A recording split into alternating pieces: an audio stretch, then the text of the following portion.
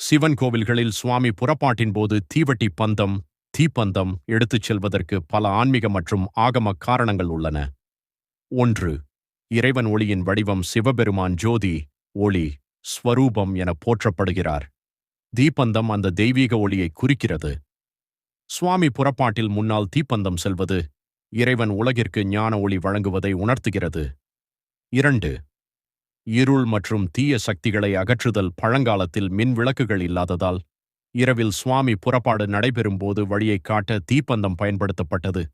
ஆன்மீக ரீதியாக இது அறியாமை, இருள் மற்றும் தீய சக்திகளை அகற்றுவதாக கருதப்படுகிறது.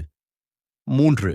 ஆகம மரபு. சைவ ஆகமங்களில் தெய்வ ஊர்வலத்தின் போது தீபம், குடை, சாமரம், கொடி, இசைக்கருவிகள் ஆகியவை முன்னிலையில் இருக்க வேண்டும் என்று குறிப்பிடப்பட்டுள்ளது. தீபம் மங்கள சின்னமாக கருதப்படுகிறது. 4. பக்தர்களுக்கு தரிசன வசதி. தீப்பந்தத்தின் ஒளியில் சுவாமியின் திருமேனி தெளிவாகத் தெரியும். இதனால் பக்தர்கள் எளிதாக தரிசனம் செய்ய முடியும். 5. பஞ்சபூதங்களில் அக்னியின் மகிமை. அக்னி என்பது பஞ்சபூதங்களில் ஒன்று.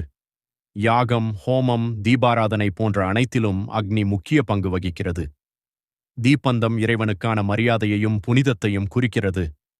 சுருக்கமாக, சுவாமி புறப்பாட்டில் தீவட்டி பந்தம் எடுத்துச் செல்வது இறைவனின் ஜோதி ஸ்வரூபத்தை வெளிப்படுத்தவும், வழிகாட்டும் தெய்வீக ஒளியைச் சுட்டிக்காட்டவும், ஆகம மரபை பின்பற்றவும், பக்தர்களுக்கு மங்களகரமான தரிசனம் வழங்கவும் ஆகும்.